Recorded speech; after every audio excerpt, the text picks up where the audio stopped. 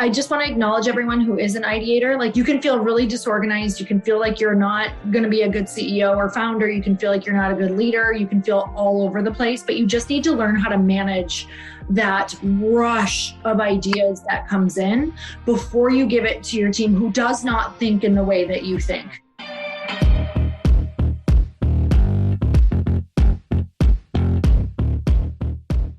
Hey everyone, welcome back to Behind the Scenes of Building a Business. I am sitting here with my co-host, Lauren Coleman, who is also my Chief of Staff at Light Pink.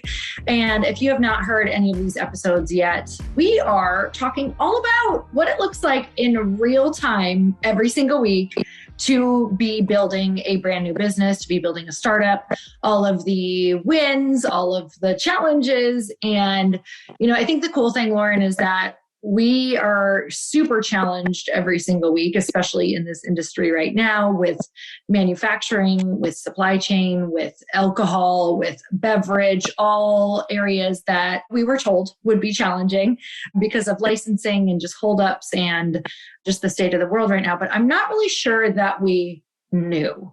What percentage of you, or how do you feel now that we are, a good year and a half to 2 years in on your journey of knowing? Do you feel like it was better to not know all of the challenges? And how do you feel about the challenges now?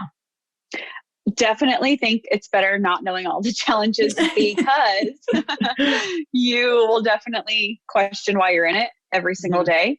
When you think about the mission, you're like, okay, this is why we're in it. But knowing all the challenges before, you'd be like, why would I ever put myself through that? It seems impossible. Like hearing everything that we're going through, it literally seems impossible, especially because one hurdle is no one wants to work with a startup in a certain part that we need. They don't want to work with startups until you have proven success. So it's like, how else are you supposed to do it if you don't have proven success because you're a startup? So if we would have heard that in the beginning with that being one component, we would have been like, oh, okay, maybe we'll figure something else out and try a different route. But once you're in it, and you hear all these things, you just know that there's still a million other contacts you can reach out to. You can always figure everything out. As Marie Forleo says, everything is figure outable. You figure out ways to make it happen. You reach out to sources and you also get with the right people who are willing to give you a chance. So even though you're told no a million times, somebody's going to say yes. That really makes me just think about the beginning of so many things. I know there are people out there who have gone through the whole idea of, okay, every job that I'm applying for wants experience, except how am I supposed to get experience without getting hired and not having experience and getting experience? And that's really exactly what I thought. Yeah, literally what we're facing all of the time is like, no, we need proven sales. And we're like, okay, but we are not launched yet, but we need our, warehousing and we need our shipping. And that's really what we're running into right now, which we're finding a way. But if you guys are listening, anyone in warehouse and shipping, you can always message us because it's always great to have more options. And we will keep it in our folder, which we're going to talk about today. So we're kicking off today, not only with just talking about how to get through challenges, but we got some questions from our listeners. If you guys have questions, you can always send them to our @DrinkLightPink Instagram DMs, or you can DM Lauren or myself on Instagram and let us know what questions you have about running a business, starting a business, all the challenges, mindset, whatever you want. And today we got asked the question about how do we really keep track of and organize our ideas, plans, marketing, and what tech systems do we use and what workflows do we use? So overall, I took this question as, how in the heck do you stay organized with all of the ideas coming in and with so many different directions that you can go? And that's what I really want to highlight, is that you're going to go completely different directions than you thought you were going to go. You're going to go a completely different direction than you actually are seeing other businesses do. So for us, what we do is we use a whole lot of different systems, and we're going to tell you a little bit about those and how we found them. And there are so many systems out there that you can use. And at the end of the day, the answer is always going to be that you have to try a lot of things on to find out what works for you and your team. So Lauren, let's start out with ideas. I think I'm kind of the idea manufacturer in this company. So I'm going to start off with ideas. And as we get more into organization, that is going to head on over into Lauren's zone of genius and kind of how we work best together. So for ideas, I probably get anywhere from 10 to literally probably 10 to 20 to 50 ideas in a day, depending on how many books I'm reading, podcasts I'm listening to, how many walks I'm taking, because that's literally what I do in this life. Is I'm an ideator. I like to come up with ideas. I like to think about ideas from start to finish. So with ideas, a lot of them come into my brain, and I'm starting to learn what is for me and what is not for me, and also what is for now and what is for later. And what I'll do is if I have a good idea, I will put it, especially because I'm usually out in the world when I get them, I'm usually out on walks. I have a notes section, and I have a lot of different folders in my notes section. So I have them labeled under ideas for now. I have light pink marketing ideas. I have light pink PR ideas. And what happens is I store them there for a little while and sit with them. And, sometimes I sit with them for a day and I know they're the right idea. And sometimes I sit with them for a week. And a lot of times if I sit with them for a week and they haven't kind of like gotten back with me or come up again, I kind of let those ideas die. So if it's an idea that I think that I want to do, it typically makes its way to Lauren rather quickly. So I ask her to then file it in a permanent folder of some sort that she labels either for marketing, for PR. It either goes under our tree of life. So let's say I have an idea. I was listening to a podcast and let's just say there was a guy on there who's a marketing genius. This is an example that we had. And I say, hey, I loved this podcast with this guy. There's an opportunity for us to book an hour call with him. I think that we should do this right before launch to make sure we have all of our low-hanging fruit for launch ready. She'll file it within a file, put a date in the calendar for us to go and see, or for us to follow through when we go to launch. So there's different systems, as you can see, that kind of work for us for ideas. So Lauren, I kind of want you to chat about the different folders, but I know for me, I want to talk about, it starts with the notes on my phone, if it's an idea that I really, really think that I want to do. And then from there, if it's something that by the time I get home or later that week, I know that, if I go back to that folder and it's still really lighting me up, what happens is I either still have a really incredible feeling about it, like we have to do this, or it's almost like I read it and I'm like, why did I write this down? There's no in between.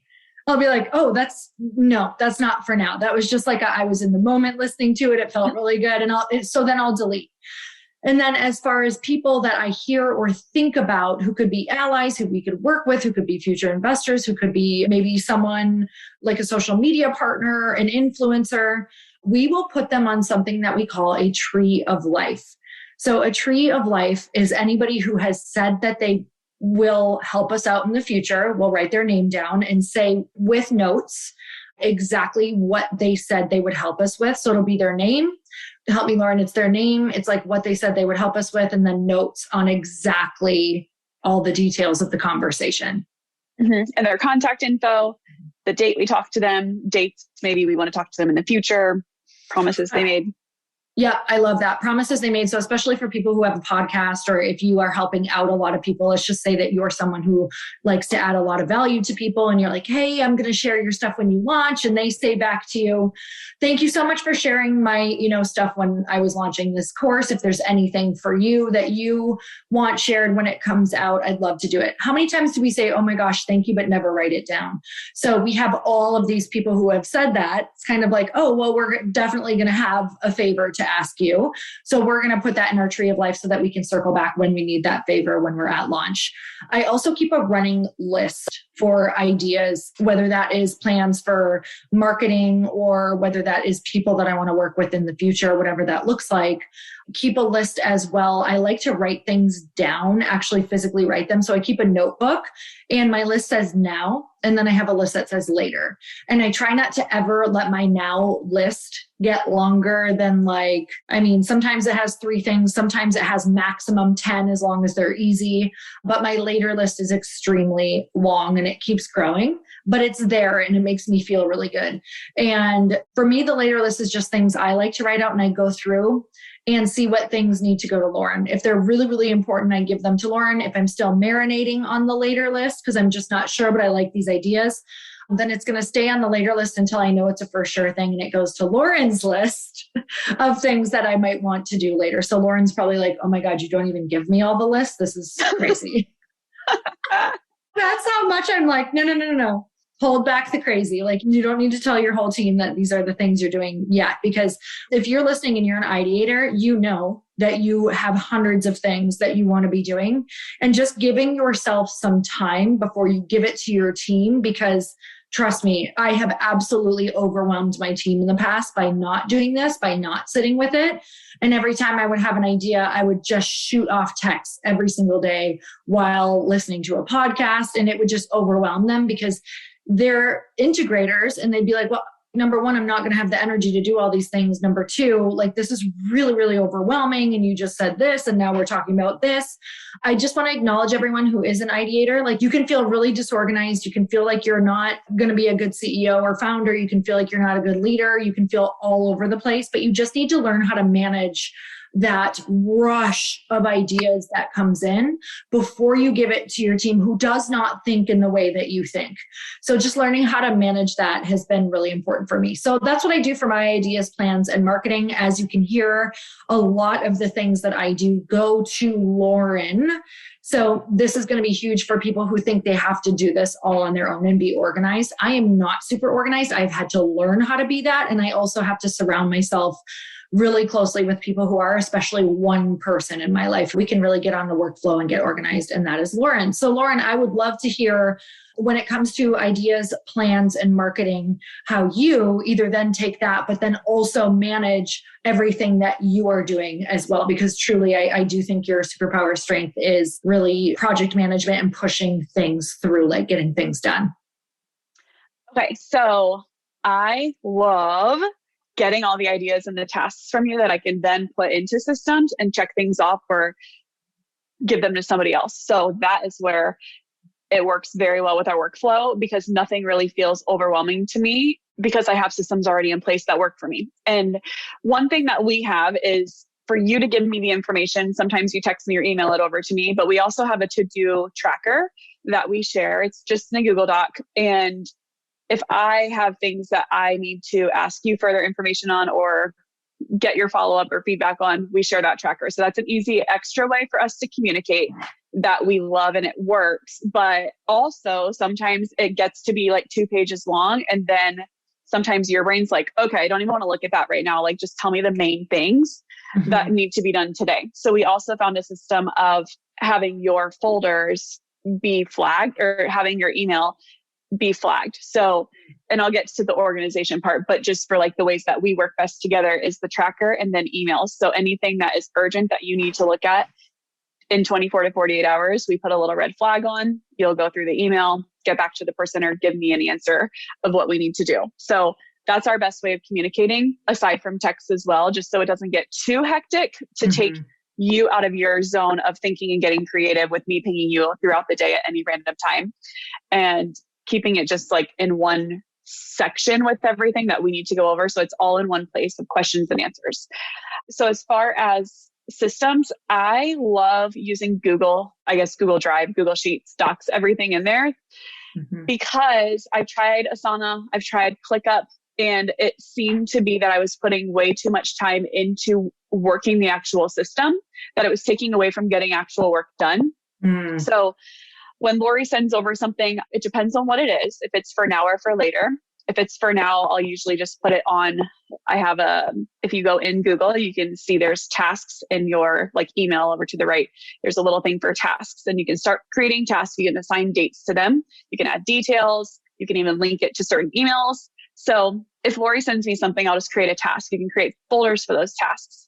And if she sends me something that's maybe for later, that might be an email that we like for an email flow or something for a website, I will save the actual email in a task. You can link it and put a date to it for whatever date seems better down the line to come back to.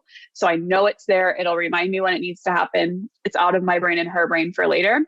And when you were talking about saving things from podcasts or marketing ideas, we like to save a lot of them in Google Sheets. I'll just create sheets, create bullets of things in different topics. Like maybe this is a TikTok idea. Maybe this is Instagram. Maybe this is an email idea, whatever it is, there's different bullets in there, different topics with different bullets underneath. And we can share that with our agencies that we work with. We're finding that most agencies we work with in different teams use Google. So I've decided to keep everything in Google. It's easy to share rather than taking things in and out of ClickUp or Asana. But that is something easy for us to gather everything from podcasts, say what podcast it's from, what's the idea, when do we want to implement it, keep it all in this running list, share it with the agency since they're also going to be implementing it, then even put it into my tasks in the calendar. So that's one way. Google, I think Google though for everything is seamless. One thing that I've found to be really helpful is making a dashboard in Google Sheets. We do it with our social media and marketing team right now. We're all using this dashboard and it's really cool because we can link out other Google Docs, other Google Sheets. We can link to a website. So if we have ideas, we either collect them in, say, ideas for May social. It's collected in this doc.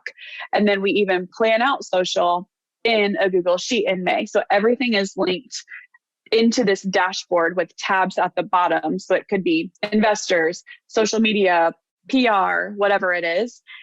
And for me, that's been easier to find than actually using the Google folders inside of Drive. Those are just sometimes hard to search for me. So I'm making a dashboard and just linking everything out there, which I am obsessed with. It's so easy to find. And then I have one personally for me for like all of the operations and how I work with different people, what needs to be done for insurance, what needs to be done for supply chain. So if your business has tons of different buckets that you just need to keep an eye on, especially like if it's your website stuff that maybe no one else really needs to know except your website team, you can keep all of those for you and then make one for each department that you have, depending on how big your business is, or if it's just you and one other person. So still in Google though. And I think that's pretty much it, is Google everything. It's crazy because I actually am just loving hearing this right now. And I know that we have pretty much switched over everything to Google because in the beginning, I know that we and you especially spent a lot of time just trying to figure out, because we hear from different people, this system works so good on our team, or we hear from a big company that they're using this system or that system. And at the end of the day, the more that we started like really hearing from very large, very effective companies, like when I was interviewing people, I know even just I interviewed the founder of Like to Know It or Reward Style. And she was like, honestly, at the end of the day, as we grew, everything was just in Google. Like everything was in a Google Doc because everybody knew how to use it. Everybody had access to it, where it's like, okay, so let's say we did everything on ClickUp. That's great potentially for the internal team, but what about if we have to hire new people right away? And what about if we have to have this project that we're now sharing with an agency or another person that we've hired from outside of our company, which is a lot of what you do in the beginning. So I know that we're talking to a lot of people who are in startups or who are early stage entrepreneurs. The easiest thing that we have found is truly being able to share those docs. And whenever you can't find them, you can email them. Like that's a huge thing for the way my brain works. I'm like, okay, Lauren just emailed me exactly the doc that I, need to go in, and it's right there. So it's really exciting just to know that there is something out there, or to share with everybody that there's something out there that is so much easier that you don't have to spend all of your time learning how to get organized. I do know that sometimes Asana is really great for so many people. We do use it for some projects, correct? I personally don't anymore. We were for some of your podcast things, but we actually moved that to Google Sheets too, to pop into your calendar. So no, I'm not even using Asana anymore right now. I did love it, but I have no need for it right now. Which is really incredible because also I just feel like sometimes the moving parts of all of those different programs, like just having it ping you all the time when it's not something that's important, which can be a massive distraction.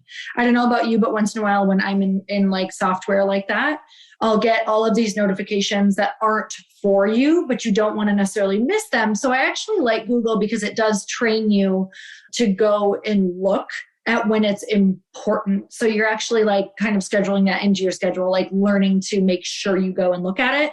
Or if it is really important, that particular person who put something in Google will either email you that doc and let you know that it's urgent so that it's more timely. Otherwise, I do really feel like there's a lot of things right now that we use in our life that pings us and takes away our focus from what we really need to be focused on. So true. My thing right now is Slack, but you can turn your notifications off. But I'm sure a lot of people, if you're using Slack, it's just nonstop notifications. So it's either turning them off or learning to ignore them and just checking it on your own time, maybe every 30 minutes or hour, or whatever it is, maybe longer. That's so good. That's a really good hack as well. We'll kind of finish up here talking about how less is more. And with big ideas that come into your brain, how do you know if they're the ideas that you should be doing right now? I know, Lauren, you and I and some other people had some really big ideas that we wanted to do this summer. And at the time, it felt really, really good. We've had meetings on it. We had in-person meetings on it with a few other people. We wanted to set up kind of either... We had a couple ideas, a podcast tour, Light Pink tours when we thought we were going to be launched in the summer. And after the meetings, we were all like, okay, right now, this energy, we went around the table, this energy feels really, really good. Like this feels like a hell yes for us right now. But all of us all had a few very uncertain things. So when we went around the table, like, okay, is there anything that we see that could like stop this or maybe not have this be a great idea? And every single one of us had something, or we weren't sure, or we just needed to sit with it for a while to see how different things panned out. And, you know, in the past, we may not have gone around the table to be like, okay, but what are the, like, what's the pros and what's the cons and what could come up? And after we did that, we've all decided that instead of scheduling it, we would put a pin in it, meaning we would put the dates down in our calendars, but we weren't going to be a for sure yes yet until we could all come back to it and say, this 100% is a yes. This feels really good. These other things landed within the business. So now let's just move because we feel really good about it. The schedule won't feel too busy. It won't feel too crazy. It won't feel like, what the heck did we do? Now we're putting our energy into like 5 different things instead of just focusing on one. So as time went on, we all learned that it was not a good plan for any of us within the time frame that we had put the pin in it. So I think that is the difference between like trying to figure out what is a hell yes idea that literally needs plans immediately. And then what is it that you put money down on, right? That you're just like announcing to the world, this is happening. This is where we're moving. This is our North Star. And then the plans that just feel really, really aligned and right, but you're not sure because there's so many things that are up in the air. So that's kind of what we do every single time. We weigh pros and cons, what could get in the way, how could our energy be really depleted? Because this is what all ideas come down to. And we learned this, you know, when we had that meeting with the Boss Babes, who are some of our investors, Natalie and Danielle, and they said that they're so focused on their energy and where it's going. So they drew Simon Sinek's circle where he talks about, he's the Start With Why author, but he also talks about how energy all in one direction will make you grow exponentially more than energy, obviously, in a whole lot of other directions. So if I look at the energy of our team, which our team is really small right now, we only have so many people to integrate an idea, and we only have so many people to push this idea out into the world. So what does that look like with all of our energy behind 1 or 2 ideas rather than our energy behind all of these great ideas that we think that we have, or this email marketing and, you know, this thing over here and this thing over here. And you can get really, really exhausted if you don't have the things dialed in that you want to be doing. And I'm just going to use this as an example. I know when we were talking about opt-ins, I was like, you know what? I'm just going to create 3 opt-ins, meaning opt-ins for our email and text list, because what we want to be doing is converting all of our podcast listeners and all of our text and email and social to get on one of our lists, if not all of our lists. Because when we launch, we want to really power to launch to on the text list and on our email list. So I was like, you know, I think it feels smart to do like 3 different opt-ins to make sure we're capturing all different types of people. And as I started to flesh that idea out more with you and Nick Harder, who also helps us once in a while, who's my brother-in-law, but he does a lot of tech, we decided that we were going to do 1 opt-in to start. And it was going to be the most basic opt-in we could do. And it was going to be the one that requires the least effort and also the least thought for our people listening. So at first I wanted to do something very extensive. I wanted it to feel like tons of value and really in depth. And instead we went with something a lot easier, which you guys are going to hear about soon, just teaching people the Power 9, which is what Chris and I do every single morning. And after talking to quite a few people, I talked to my friend Danette May, who's the queen of gathering emails or getting people on opt-ins. She said to me, less is more. Like, go with the most easy route, go with the basic one, go with the one that's easy for people to say, yeah, I want that. That sounds like something I could learn within 3 to 5 minutes and integrate immediately. So it doesn't feel overwhelming. I don't have to sit down with it. I can literally read this thing from a text or from an email. It's a few paragraphs long. I can take away that thing and I can feel like I learned something or I'm going to change my life in a small action. And so instead of the 3, instead of writing in depth, instead of doing all of this crazy stuff, it's like, what is the easiest path and how can you get it out the fastest? So that really is where we've decided to look at, where are we just overdoing it? Where are we overthinking it? Where are we trying too hard? Like, I know that we've done that in social media before. I know that we're like, for March, for Women's History Month, like we wanted to go all in, and then realized that if we go all in on that, that it's taking our energy from some other places right now where that may not be the most important thing. So any thoughts on that, Lauren? What kind of came up to me is like, you're putting all of your energy into less things, but it's opening you up to do all of the things better. Mm-hmm. It's such a weird thing. If you're putting too much energy into everything, you're kind of sucking out all things. But if you put a ton of energy into a few things, it gives you the creativity and like the extra mind space to improve something else in another area as well, to keep all things afloat. It does. And you feel so much better. You feel so much better. I know when we thought we were doing a million different things, I felt like we were stressed and chaotic. Like it felt like nothing was getting good attention. Therefore, nothing was good. And now, yeah. And the value of it, like the actual quality of it we found out wasn't even like exactly what we wanted either. Mm-hmm. We put a ton of work into one thing, but then we put a side by side, we put a lot of extra work into things that were similar that didn't have to be done. And the quality in the end was not as great as what we were looking for. So we should have done less time and energy there, and we probably would have got the same results. Mm-hmm. And it takes learning, you guys. Some of you are listening right now and you might be working on a really extensive project that you think is going to be the thing. And it might be. But also, if you look around at what is successful out in the world, a lot of times the most basic books on the most basic learnings and the most basic principles are the ones that sell millions and millions of copies.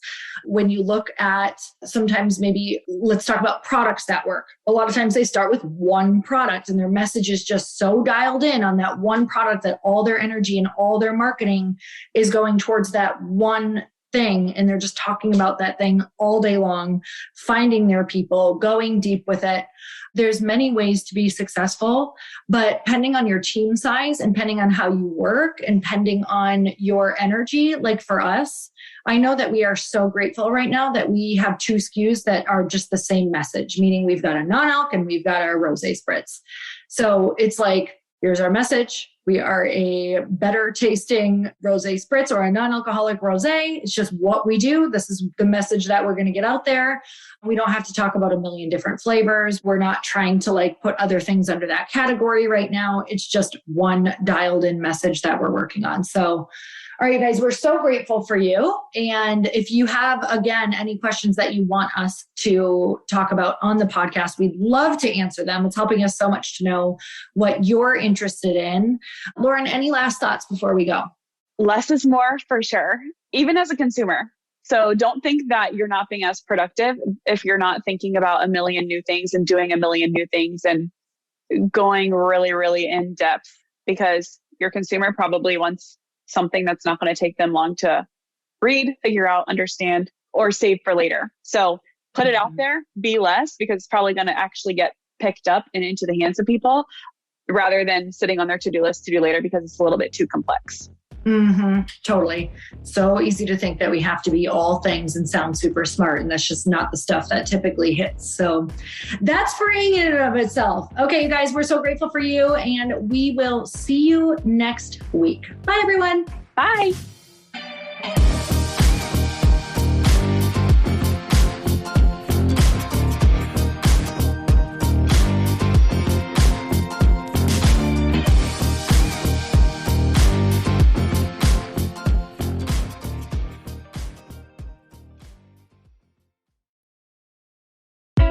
Hey, I know if you're listening to this podcast that you have big dreams and big goals. And one of the things that can really stop you is struggling with your marketing. Trust me, I have been there. Are you using 10 different systems just to build your online business? Then I want you to try Kajabi. Kajabi helps you build your web pages, set up funnels, and sell your courses, content, coaching, or communities.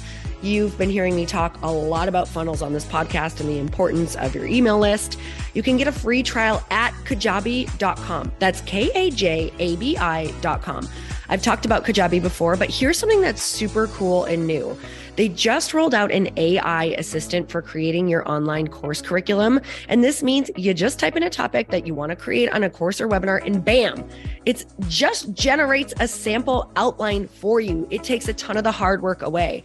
Of course, you're going to customize it to be your own, but this really helps you get over the struggle of how in the world to start, which is where most people stop. If you're like me, starting is always the hardest part, and that's what makes Kajabi so popular. They've made it easier for creators to build web pages, build courses, build coaching programs, build membership sites, build checkout pages, and build email funnels. So if you're struggling with any of those, you got to go check it out. Go to Kajabi.com. Kajabi was really the first all-in-one system and is trusted by over 100,000 creators. I think that's good enough for me. Also, as influencers and marketers who use this. And now their smart AI platform makes it easy to take what you know and turn it into an online course and business. Go start building with a free trial at kajabi.com. That's Kajabi.com.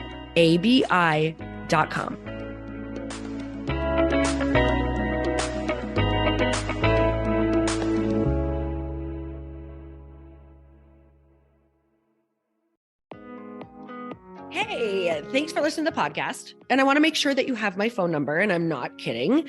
Did you know that I have a community text number? For real. My phone number is 310-496-8363. This goes directly to my phone. All you have to do is text the word daily to 310-496-8363. And I literally text you every single day, Monday through Friday. I actually just got done 30 seconds ago texting a bunch of people back, and I talk to you all of the time. You guys, people always ask me how I got my community text number and how it works. Well, all you have to do is you can just go to community.com and get your own. Community makes it easy to get a phone number that you can use to build your audience using text. People just text you at your number and they're added to your group. Then you can text them out audios, video links, anything you want. You guys, I text out happy birthday videos. I love to send podcast links, thoughts about life, book recommendations, different events that I'm doing in the local area. Texting gets me out of the noise of social media and directly into your hand. And now you can start texting your people too. Just go to community.com to get your phone number. They give you a 10-digit real phone number, not those weird short codes that look like spam, but it's more than a phone number. Your new number comes with an inbox for SMS and texting. This means you can actually manage your text list from your computer and an app on your phone. You can schedule text to send at certain times and to certain groups. You can even set up auto replies or let your assistant or customer service team answer your text messages via Community's awesome dashboard. Just go to community.com and ask for a free demo. They'll show you how it works and get you your number. It's time to start texting your audience versus just posting on social media. Everyone uses Community for that. So go check them out at community.com. I can tell you it's not just great for communicating with my audience, but Chris and I use Community and our texts to also sell out our launches. I'm telling you, you get such an incredible response because you really are creating a true, deep sense of community. And it's so intimate. It's freaking amazing. Go check it out at community.com.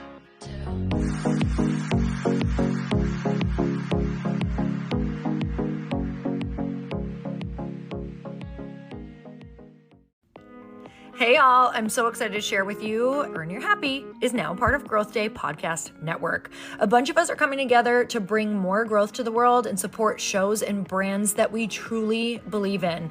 And one of my friends is also on the network, and I'd love for you to go subscribe to his show. You guys, Trent Shelton has the most incredible podcast. It's called Straight Up with Trent Shelton, and it's going to remind you that you are built for this. I have heard Trent speak in person multiple times. I've listened to his podcast a ton. He's coming on the show, and I literally cannot wait because this man just spits straight fire.